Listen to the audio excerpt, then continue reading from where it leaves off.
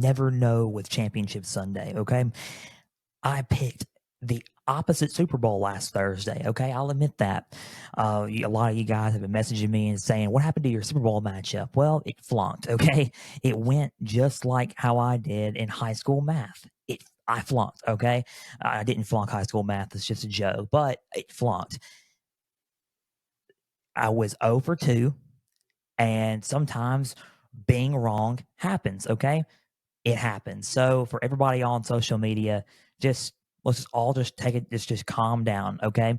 Just calm down. It's okay to be wrong sometimes, all right? It is okay to be wrong sometimes. With that being said, welcome to Pigskin Frenzy on this wonderful and pretty chilly Thursday afternoon. Thank you for joining us. I'm Joel Norris, and whether you're watching on YouTube, listening on Spotify, listening on Podbean, or listening on Apple, a big thank you for taking some time out of your Thursday to just sit back, watch, and listen to some NFL coverage presented by me. Now, if you're watching on YouTube, subscribe to the channel, like each episode, leave comments down below. Spotify, Podbean, and Apple, all you have to do is just share around with others and follow on there as well. Now, X, Instagram, and Facebook, just type in Pigskin Frenzy, follow, like the pages there. You'll get episode updates. You will get news and highlights from across college and NFL football.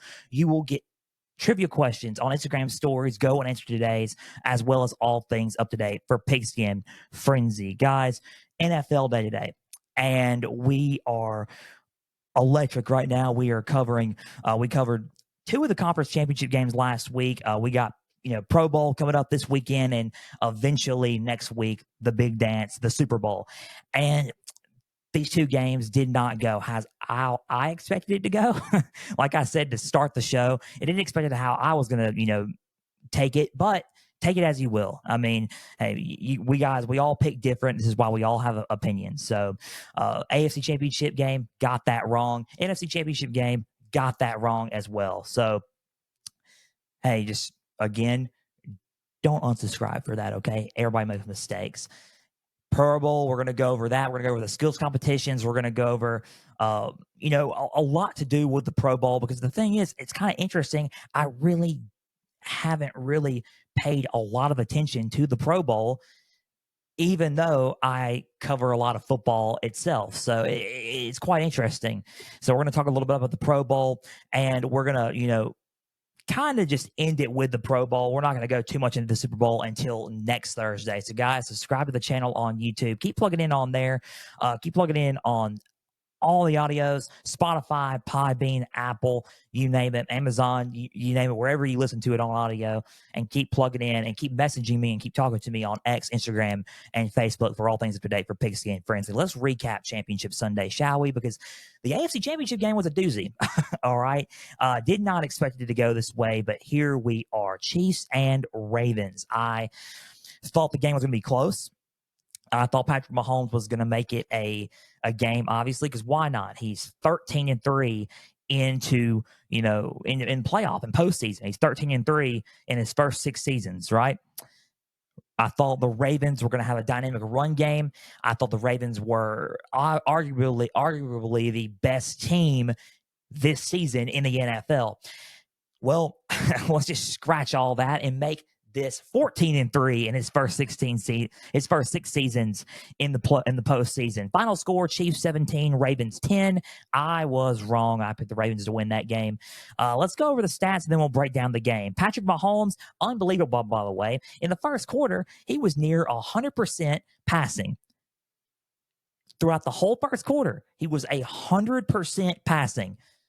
6 for 6 passing in the first quarter. Unbelievable. You cannot let that happen if you're the Ravens defense. Patrick Mahomes, 30 for 39 with 241 yards and a touchdown, 6 carries with 15 yards. Isaiah Pacheco had a really good game as well, 24 carries with 68 yards and a touchdown, 4 receptions with 14 yards. Travis Kelce, 11 receptions with 116 yards and a touchdown and a 5-yard carry. He was the AFC Championship player of the game. Rashee Rice, 8 receptions with 46 yards. Marquez Valdes-Scantling, 2 receptions with 38 yards. Justin Watson, 16-yard reception. Noah Gray, 2 receptions with 8 yards. And the defense forced 3 turnovers and racked up 4 sacks. Linebacker Drew Tranquill was the main highlight for this defense, and he racked up 8 tackles. Let's go with the Ravens really quick before we break down the game.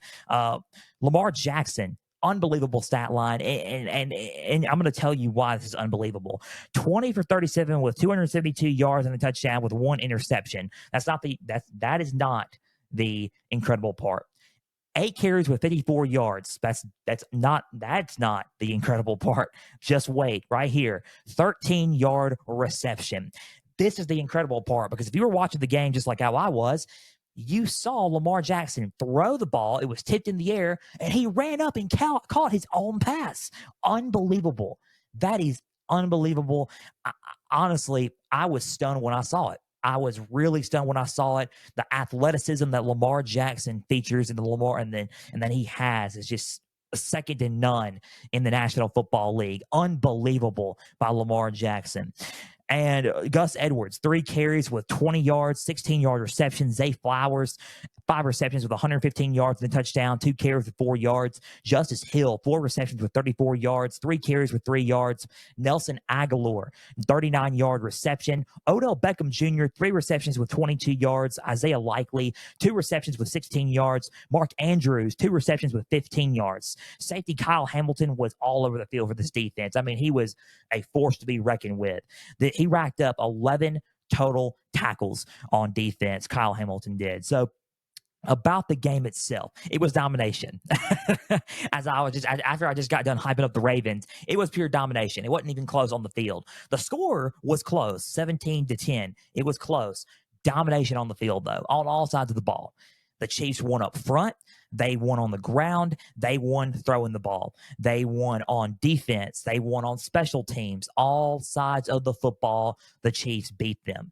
The Chiefs were there before. The Ravens are not there as much. The Chiefs have been there since 2018. They've been in the conference championship since 2018.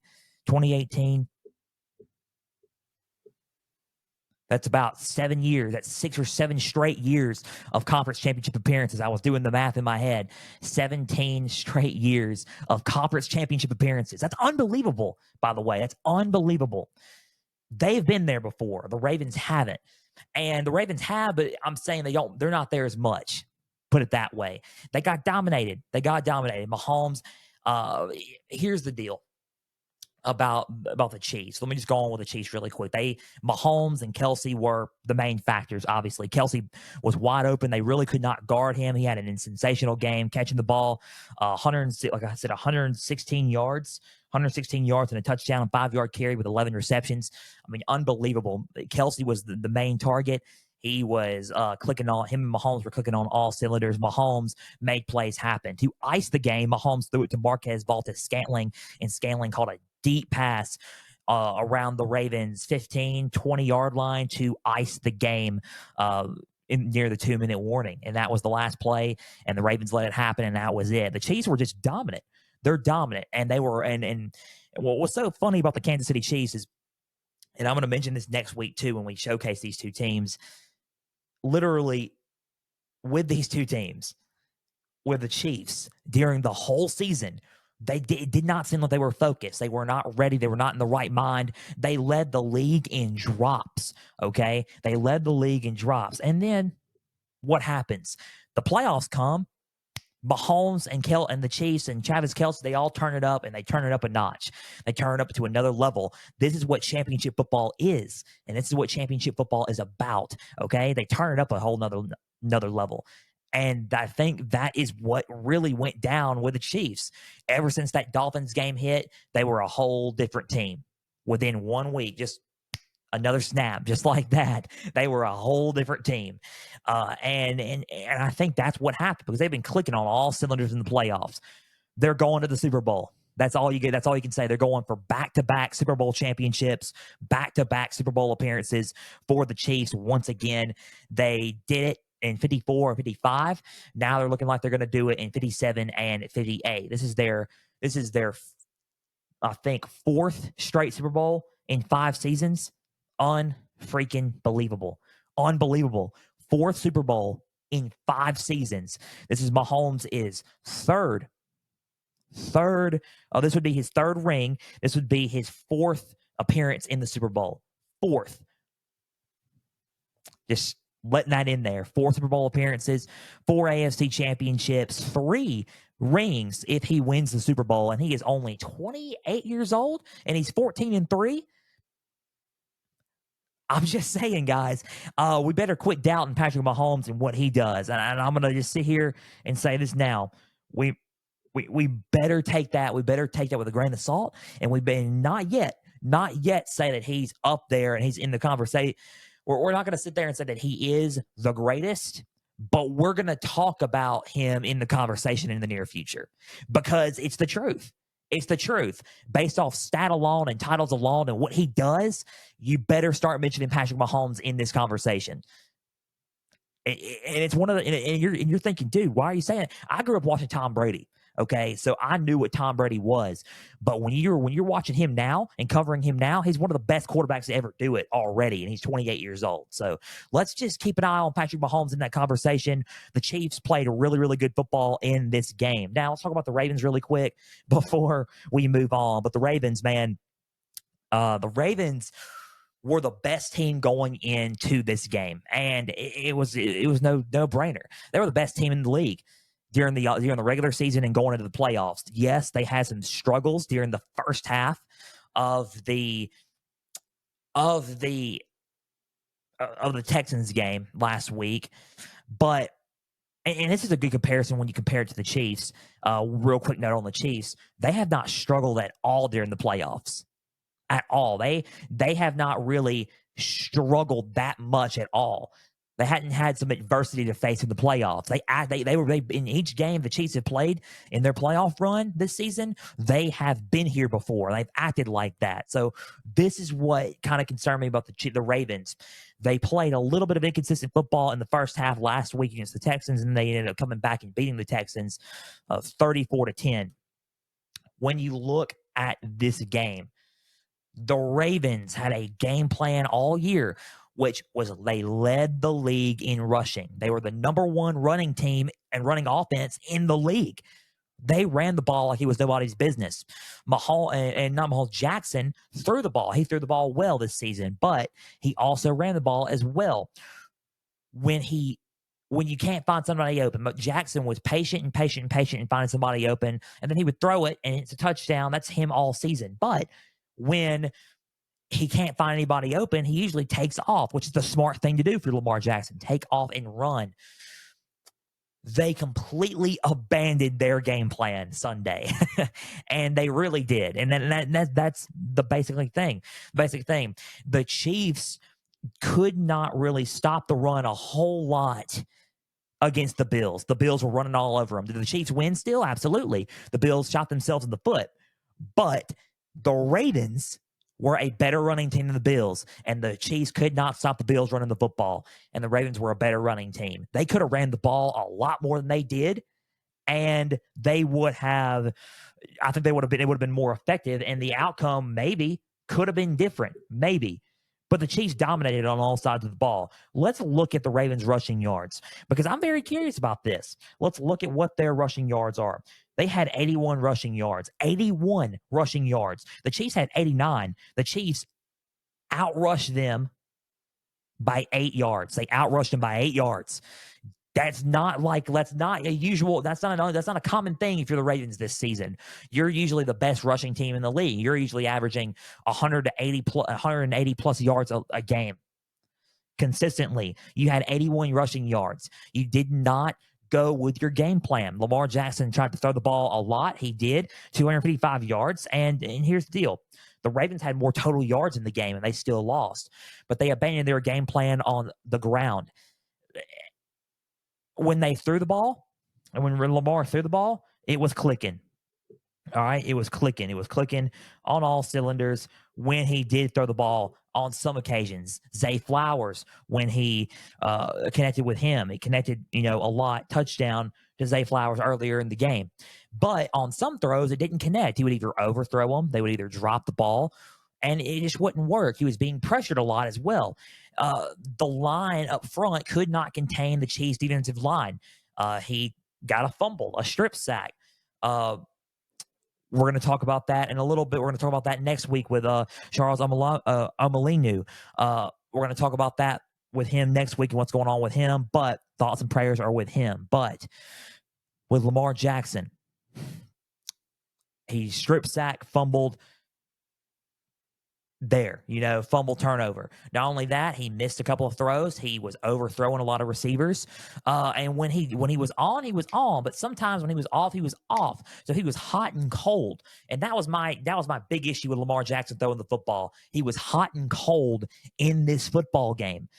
I think if they would have balanced it out a lot more and ran the football like everybody has said and like they have been doing all year, with a solid ground game, who can really beat the Ravens, honestly? And that was my thoughts. I think they abandoned their game plan. I think they tried to abandon their game plan, and they try to step out of their comfort zone, and they try to outduel Patrick Mahomes, which in a lot of games, you don't outduel Patrick Mahomes. If you leave it to Lamar Jackson versus Patrick Mahomes, Mahomes is going to win every time. I hate to say that. I hate to be blunt, but it's the truth. You're not going to win a one-on-one matchup with Patrick Mahomes in quarterback play unless you're Tom Brady and or in this league currently, Joe Burrow. Joe Burrow is really the only one active quarterback in the league that has a winning streak against Patrick Mahomes, 3-1. So when you look at Mahomes, not many are going to outduel Patrick Mahomes. So, and it's hard to bet against him. So if you leave it to that, you're going to lose every time. I think up front was a concern for me with this team. I think they couldn't block very well. I think they were getting out physical at home. And that was a huge problem because they were a very physical football team going into this game. The Chiefs' defensive line was causing some chaos, and they got to Lamar Jackson and pressured him a lot. And I think those are some of the things that what caused the Ravens to just collapse, honestly. I think it was pure domination. I'm going to end it like how I said it. Pure domination. The Ravens got dominated against the Chiefs. Point blank. That's how you put it, and that's how it is. Final score of this game, 17-10. The Chiefs defeat the Ravens, and the Chiefs are going to the Super Bowl, going to Super Bowl 58 in Las Vegas. And the Chiefs and the Ravens are going home. They are going to stay home, and they are going to get ready for the 2024 season. Congratulations on the Ravens for making it to the AFC Championship. Best team in the league this season, and they were. But sometimes it happens. You get outclassed by who may have been the true best all along, and we didn't really know it, was the Kansas City Chiefs. The Kansas City Chiefs are making a second straight Super Bowl appearance in the AFC, back-to-back AFC champions, and they are going to be going to Las Vegas wearing their red jerseys in Vegas, if you haven't heard.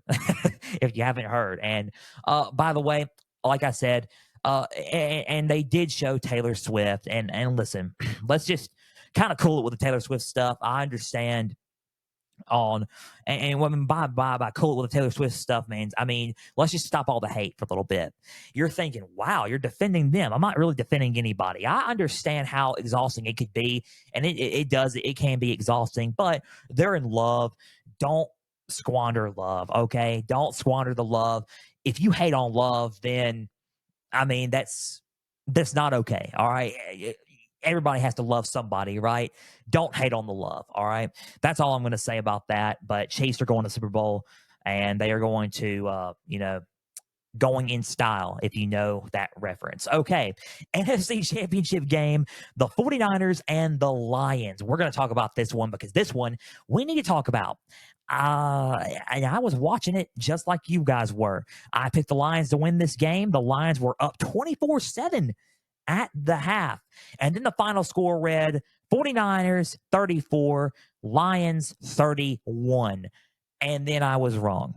Oh my goodness. We're going to talk about this game. We're going to break this game down because we got to have some explaining to do on this one. Brock Purdy, 20 for 31 with 267 yards and a touchdown with one interception, 5 carries with 48 yards. Christian McCaffrey, 20 carries with 90 yards and 2 touchdowns, 4 receptions with 42 yards. Elijah Mitchell, 4 carries with 7 yards and a touchdown. Deebo Samuel, 8 receptions with 89 yards, 3 carries and 7 yards. Brandon Ayuk, 3 receptions with 68 yards and a touchdown. Kyle Juszczyk, 2 receptions with 33 yards and 3-yard carry. George Kittle, 2 receptions with 27 yards. This defense stepped up really big in the second half with linebacker Fred Warner and safety Jair Brown being forces to be reckoned with. Warner racked up 13 total tackles, with Brown racking up 10 total tackles. Let's go with the Lions really quick. Jared Goff, 25 for 41 with 273 yards and a touchdown. David Montgomery, 15 carries with 93 yards and a touchdown. 2 receptions with 20 yards. Jahmyr Gibbs, 12 carries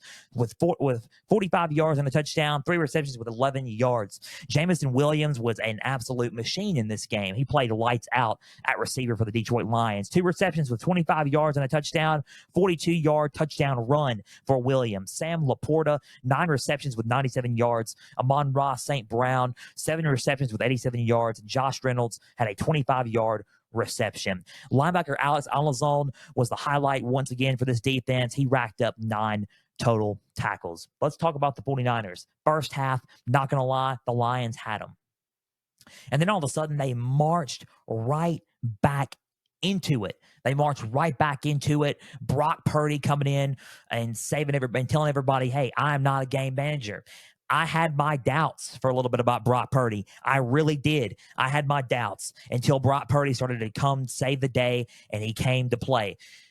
And I'm going to be one of them. Shame on me and shame on everybody else for hating on this guy. Brock Purdy is the dude. He is a quarterback in this league. He is not Mr. Irrelevant. He is irrelevant. He helped lead this team to the Super Bowl, and we cannot really hate on Brock Purdy anymore. Christian McCaffrey played a lights-out game. So did Deebo Samuel. So did Brandon Ayuk. This offense was clicking on all cylinders in the second half. Deebo was running the ball on them, and then the Lions just started collapsing in the second half. The 49ers and throughout the playoffs have been a second-half team. I worry about that against the Kansas City Chiefs, to be frank, because once the Super Bowl, because the 49ers are headed to Las Vegas, they're headed to Super Bowl 58 to play the AFC champion Kansas City Chiefs. The Niners will be wearing white, if that makes any sense. It is a Super Bowl 54 rematch between the two teams, and I'm going to be a little bit frank. Rematch, same jerseys that they wore in Super Bowl 54 in Miami, back in Las Vegas now, Super Bowl 58 between the Niners and the Chiefs, and both wearing the same jerseys that they wore. It's going to be an interesting game. I think it's going to be fun, unique. But when you look at it, different quarterbacks now, besides Mahomes, different quarterback for Niners at this point. But when you look at everything, I worry about the second half stretch. I think one thing about this is, and this is what I'm going to mention more of next week, because we're not picking the Super Bowl this week. We're picking it next week since it's next Sunday instead of this Sunday. What I worry about with the Niners is the second half comebacks and not being existent in the first half. I worry about that. I worry about that a lot. So we're going to talk about that next week, and we're going to get into that then. But that's my problem with the Niners currently right now. But in the second half, the Niners have been dominant. They have dominated the Lions. They dominated the Lions a lot in the second half. Purdy was moving the ball well. McCaffrey was moving the ball well. And the offense was clicking on all cylinders. The defense stepped up big. Fred Warner played a monster game in the second half. They pressured Jared Goff a lot. And they were missing throws, missing throws, missing catch. They were dropping passes. The run wasn't as effective as it was in the first half, and the Niners just stepped up in a big way on both sides of the ball. So for the 49ers, congratulations, honestly, on completing a monstrous comeback. They were literally down by 17 points, a 17-point deficit, and they come back and beat them 34-31 and go to the Super Bowl.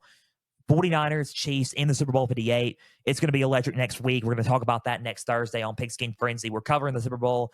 I can't wait to cover it. It's going to be awesome. My first Super Bowl. And it's a rematch. It's a rematch. We don't have rematches in the Super Bowls very often. So, Super Bowl rematches very often. So that's going to be cool. But for the Lions, let's talk about the Lions for a little bit.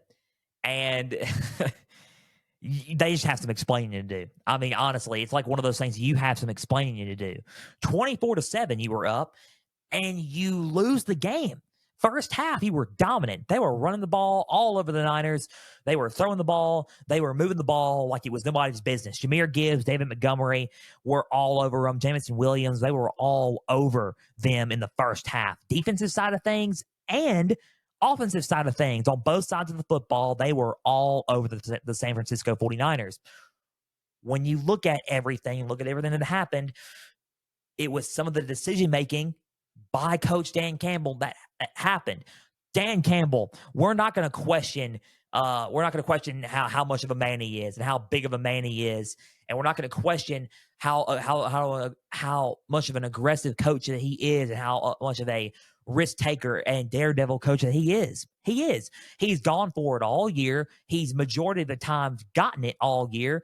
But in games like this, you need to be okay with kicking the field goals. You need to be okay with not going forward on fourth down and scoring and taking the three, because those in close games like this can affect the game, and it really could. They're going to say Jahmyr Gibbs fumbled the ball. He did fumble the ball. I think the outcome would have been still the same if they would have kicked the field goals. The drops happened. The drops were a big part of it. I will admit that. The drops for the players were a big part of it. I think the players with the fumble and the drops kind of messed it up. I understand that. But again, to me, the decision making going forward on fourth and failing twice was the big reason why they lost that football game. They had this game won. They saw that the Niners were coming back. The Niners did come back. It was 27-24. First, they didn't get it. They stopped them again, tried to go for it again, and they didn't get it again. They got stopped twice, and then the Niners scored to make it 34-24. The Lions scored late to make it 31-34. They kicked an onside kick, and they did not get the onside kick. The decision-making, it was not good. It wasn't good enough, and I think that was the big reason why that was probably the reason why they lost that game, point blank. I'm not faulting the Lions. I am surprised the Lions got there. The Lions went to their first NFC Championship game since 1991. They won their first playoff game in 30 years. No one expected the Detroit Lions to be there. No one. I did not expect the Detroit Lions to be there. I thought it was honestly going to be the Niners and the Eagles again. To be real, I honestly thought. But the Detroit Lions found a way, and they made it work. They made everything come into play here. The Lions had a good first half, but they just kind of squandered it away in the second. They had the Niners beat to go to the Super Bowl in Las Vegas, and it didn't work out for them. It's heartbreaking a little bit. It is heartbreaking for the Lions more than the Ravens. The Ravens have been there more than the Lions have. The Lions have never been to a Super Bowl. Ever. They have not been to a Super Bowl. So it's kind of like it does break your heart a little bit. It is, and Dan Campbell said it best in his in his press conference. It is hard to get there twice. It's hard to do. It's hard to do it once. It's even harder to do it twice. It's harder to go back to back like that. But if you're built like the Kansas City Chiefs, right, then it's hard to do it. But if you're great like Patrick Mahomes is, then yeah.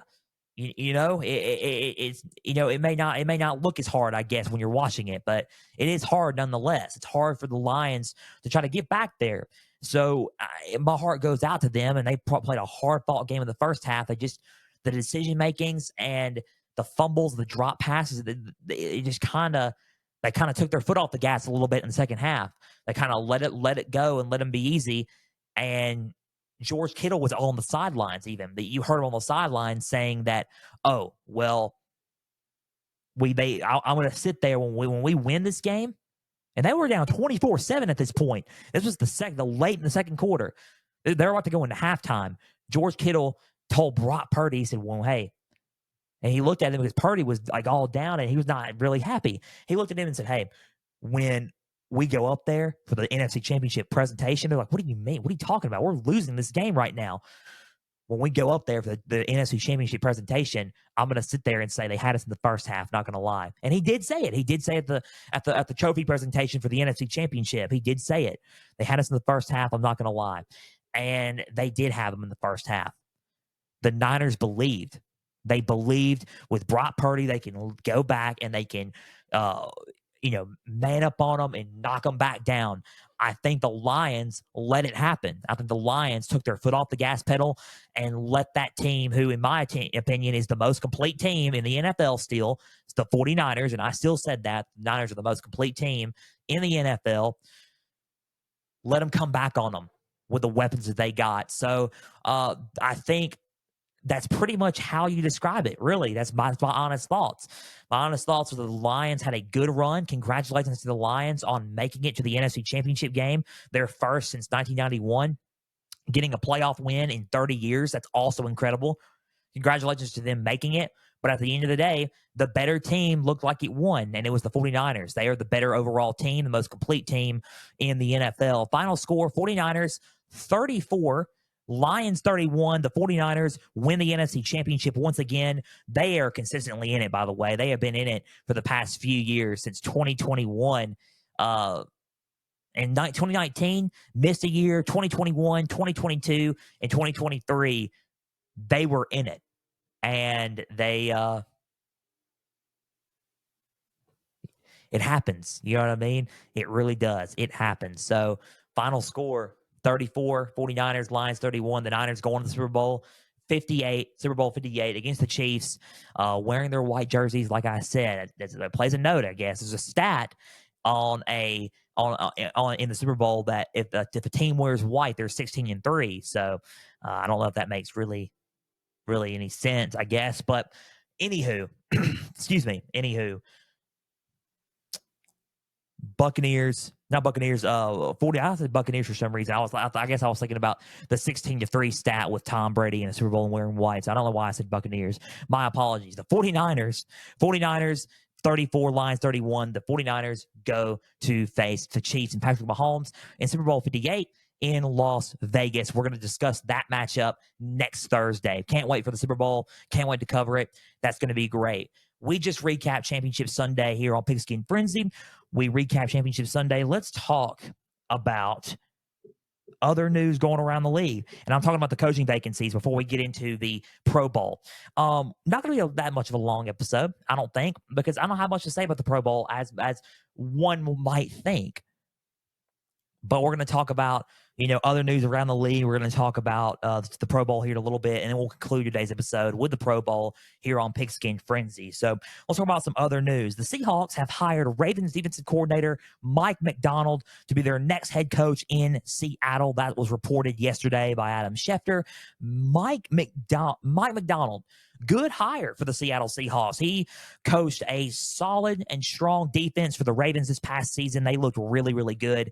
And I honestly think that is a good hire for them. I think they're going to be I think they could be a really much improved defensive team next season, the Seattle Seahawks. I'm curious to see who he gets for their OC and see what happens there. But I honestly think that this is a good hire. This is a low-key and underrated hire for the Seahawks, and so they will most likely improve defensively next season. So good for the Seahawks, good hire for them. They hired Ravens defensive coordinator Mike Macdonald to be their next head coach. The Panthers have hired Buccaneers offensive coordinator Dave Canales to be their next head coach. Good hire there. I think that Buccaneers OC Dave Canales to be their next head coach. I think that's a good hire. I think that the Panthers are going to, I think the Panthers are going to be a lot more open on offense. They're going to be a lot more, expressive on offense. They're going to be Bryce Young can be developed more. I think with the weapons they got now, they can add more weapons. Sure, I think they need to add more weapons at receiver. They need to add more weapons on the O line. But with more weapons and the weapons they got now, you blend it in, develop Bryce Young even more. The Panthers could be a team to watch out for because the Buccaneers offense looked pretty good with Baker Mayfield this past season. So let's see what Dave Canales does as their next head coach. See who he gets on his staff. I'm quite excited to see what the Panthers do there. The Steelers have hired former Falcons head coach Arthur Smith to be their next offensive coordinator. When you look at it, you're thinking to yourself, man, are you sure about that? Let me tell you why I'm sure about this. While he did not do a good job as a head coach, he was a good OC for the Tennessee Titans. The Tennessee Titans in 2019 were the number 1 seed in the AFC playoffs. I apologize. In 2021, they were the number 1 team in the AFC playoffs. And when you look at them, they were a solid football team. They had a good running game. A good running game under Mike Vrabel and Arthur Smith with Derrick Henry. He is a good running coach. He can run the football on offense like it's somebody's business. He did it with Bijan. He did it with Derrick Henry. And he may can develop the running backs with Jalen Warren and Najee Harris in Pittsburgh. I think their running offense is going to be something special. Now, what's going to happen with the quarterback play and what's going to happen throwing the ball? I think that's a big key there, and what we can see with who's going to be the quarterback there with Kenny Pickett and Mason Rudolph, because Mason Rudolph played really good late in the season for the Steelers. So let's see what happens there. What's it going to look like? What's his offense going to look like throwing the football? What's it going to look like running the ball? I think running the ball, they'll be a little bit more developed in the run game, but let's see if they're going to be more developed in the passing game as well, because you're going to have a quarterback to throw the ball in this league with. So I'm just saying, let's see what happens there with the Steelers offense. I'm kind of anxious to see, but I think it might have been a decent hire for the Steelers. They've hired former Falcons head coach Arthur Smith to be their next offensive coordinator. The Eagles have hired, and this is an interesting one, the Eagles have hired former Chargers and Cowboys offensive coordinator Kellen Moore to be their next offensive coordinator. Okay, we talked about it last week that they had a new defensive coordinator in Vic Fangio from the Miami Dolphins. Now I get their offensive guy in Kellen Moore. Kellen Moore with the Cowboys was a solid choice for the Cowboys. He developed one of a very hot offense with the Cowboys. So last year he went to the Chargers, led them to the playoffs, and then the next season, Staley, it didn't really work out on offense. But I think that Kellen Moore, with the offenses they got now, that he could dial up some plays, mix up some plays that are happening, and mix up some plays that Brian Johnson didn't do with the Eagles, and the Eagles can get back to playing some Eagles football, and they could probably make it to the playoffs once again and be one of the top teams. They got the talent. They got the talent on both sides of the football, but they need the right signal callers. They need the right play callers to be on that team, right? So that's my thoughts. I think it's a good enough hire. I think Kellen Moore can do something with them, and I think it is a better hire than what they got with Brian Johnson. That's just going to be my honest thoughts on that. I think Kellen Moore can do a great job with the Eagles, and they have hired him as their new OC. So let's see what they do, and the Eagles are going to look like in 2024. Lions offensive coordinator Ben Johnson is returning to Detroit for the 2024 season. He was rumored for the head coaching vacancies for the Seattle Seahawks and the Washington Commanders mainly. He returned. He informed both teams that he was not going to be, not going to take those jobs. He was going to return as the offensive coordinator for the Lions for the 2024 season, and it's a good move. Hopefully, they bring Aaron Glenn back on defense, and they get their whole staffing, they get their whole crew back together, because that was a good team last season. The Lions were. So let's just see what the Lions do, and if they bring everybody back with them, they can try to make another run and try to rewrite a wrong in the playoffs. So let's see what the Lions do. I can't wait to see it. Let's see what they do in the 2024 season under offensive coordinator Ben Johnson, Dan Campbell, and hopefully, if they bring him back, Aaron Glenn on defense. So let's see what happens there for the Lions. Last but a little bit of news, and we're going to talk about this, Bill Belichick, and what does this mean for Bill Belichick? And a lot of people have been asking me that. What does this mean for him in the coaching searches, in the coaching vacancy? What does this mean? It's looking like he is not going to be coaching in 2024. And it's looking like, because the Falcons passed upon him for Rams defensive coordinator, or former Rams defensive coordinator now, Raheem Morris. He's the new head coach for the Atlanta Falcons. So what does this mean for Bill Belichick? You're going to think right now, okay, I mean, he doesn't coach in 2024, and he doesn't. There's no room for him to coach. But Bill Belichick still wants to be a coach in the 2025 season. He's not retired. He may sit out a year, but he wants to return to coaching in 2025. And a lot of it, in my opinion, there's going to be a lot of hate on that, because a lot of people are already kind of, that I've been hearing, wanting to kind of ride off into the sunset. But I think Bill Belichick is going to do what Bill Belichick wants to do. I think Bill Belichick is going to be a coach in 2025. Don't know who he's going to be for. He could be even a coach in 2024 if a surprising job or a flash of pan job opens up. But right now, it's looking like Bill Belichick might miss the 2024 season. So what do I think about Bill Belichick? I have nothing against Bill Belichick coaching again, but it's looking like right now that it's not looking good for him in the long run when it comes to coaching this season or even and beyond. So I don't know what's going to happen. It's kind of interesting on why they passed over Bill Belichick. And they said there was a lot of hurdles, and that was the rumor there. Well, it's kind of interesting to see why they passed over him. I don't necessarily know the answer to that, but they did pass over him, and I think that is something to watch out for when it comes to coaching, right? So that just about, I mean, that really just all I got for other news and the coaching vacancies. Let's move on to the Pro Bowl games, you know, before we conclude today's episode of Pigskin Frenzy, and to conclude today's episode of Pigskin Frenzy, let's talk about the Pro Bowl for a little bit. The Pro Bowl used to be something like NFC versus AFC, helmet, shoulder pads, and a hard-hitting football game. Then it went down to, okay, more of a skills-based challenge. Then it went to flag football and skill-based challenges. It went from different teams instead of conferences, team so-and-so against team so-and-so. Then it went back to NFC versus AFC.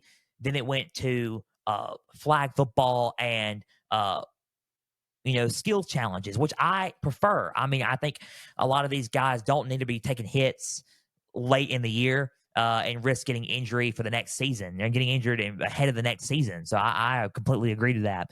So what there is for the Pro Bowl games, and there's a lot of the rosters are here. The Chiefs and 49ers players were nominated.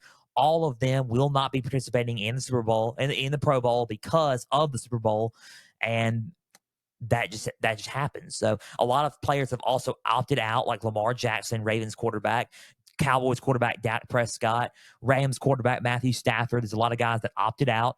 And also, I mean, there's the only one that really did is Tua Tagovailoa, Gardner Minshew. They're going to be playing for the AFC. And there's a lot of guys that are going to be playing for the NFC as well. The Pro Bowl games happened, and the Pro Bowl games are precision passing, best catch, closest to the pin, high stakes, dodgeball, kick-tack-toe, where a kicker kicks as many as he can, snapshots for long snappers, a gridiron gauntlet, a tug-of-war, a move the chains, a Madden head-to-head, where two players from each conference represent their teams, and they play each other in Madden, and then there's going to be 3 flag football games. So real quickly, and I'm not going to talk much on the Pro Bowl, and I'm not going to talk much about it, but we're going to preview and predict the Pro Bowl. Why not? Let's just do it for fun. Here we go. For precision passing, I'm going to go down the list here for precision passing. Between the two, right now, I have the NFC conference winning the precision passing. For the best catch, I like Jamar Chase in that one. I cannot deny him. I'm going to go with best catch. I'm going to go with the AFC. Closest to the pin, I'm going to have for golf and accuracy, I'm going to go with NFC. For the high stakes matchup, I'm going to go with the NFC. For dodgeball, I really like the AFC to bounce back here for the dodgeball challenge. The kick-tack-toe, it is hard to deny Justin Tucker and what he does. No, I'm not going to talk about the incident with Mahomes and Kelsey. I think it's kind of ridiculous myself, so I'm not going to talk about it. But for just pure kicking, Justin Tucker's one of the best. Can't deny him. AFC wins that one. Snapshots for long snappers, the NFC wins that one. Madden head-to-head, we're going to have to go with the AFC conference on that one. Gridiron Gauntlet, the AFC is going to take that one as well. Tug-of-war between the two players and who's going to be in it, I think the NFC takes that one as well. Move the chains, the NFC takes that one. The flag football games, and this is the main premier games, the flag football games. Game 1 will go to the NFC. Game 2 and Game 3, both of those games will go to the AFC, with overall the AFC winning the Pro Bowl this year and winning the Pro Bowl skills challenges this year. So those are my preview and predictions for the Pro Bowl. And those are, and I think the AFC and with their head coach, Peyton Manning, will defeat his brother, Eli Manning, and the NFC in the Pro Bowl. We are out of time. A big thank you for taking some time out of your Thursday to just sit back, watch, and listen to some NFL coverage presented by me. Shorter episode than usual, but it's going to get that way because, hey, off season's coming, and hey, we're going to see what happens, with running time and all that, but it fluctuates. But again, big thank you for taking some time out of your Thursday to just sit back, watch, and listen to some NFL coverage presented by me. Now, if you're watching on YouTube, subscribe to the channel, like each episode, leave comments down below. Spotify, Podbean, and Apple, all you have to do is just share around with others and follow on there as well. Instagram, Facebook, and X. All you have to do is type in Pigskin Frenzy, follow out the pages there. You'll get episode updates. You'll get news and highlights from across college and NFL football. You will get episode updates. You will get trivia questions on Instagram stories, as well as all things up to date for Pigskin Frenzy. Guys, big thank you for taking some time out of your Thursday just for some NFL coverage. Guys, enjoy this weekend. Enjoy the Pro Bowl this weekend, and catch us Tuesday. Excuse me, unprofessional again. Catch us Tuesday, because Tuesday is going to be a great college football episode. It is a National Signing Day recruiting special for Pigskin Frenzy. The day before National Signing Day, Pigskin Frenzy recruiting special episode coming up Tuesday. We're going to be talking about all about high school recruiting, some of the top recruits, and where do we think they're going to land. So we're going to talk about that Tuesday. Next Thursday is Super Bowl Frenzy for Pigskin Frenzy. I cannot wait for it. Super Bowl Frenzy for Pigskin Frenzy.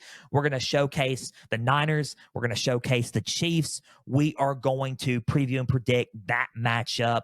And we're going to recap a little bit of the Pro Bowl and the festivities from last weekend. From this coming up weekend, technically it'll be last weekend next week. But until Tuesday, until the recruiting episode of college football, I'm Joel Norris signing off. We will see you Tuesday for another edition of Pigskin Frenzy. Enjoy your weekend. Enjoy the Pro Bowl this weekend. And for everybody out there, please and always stay the course.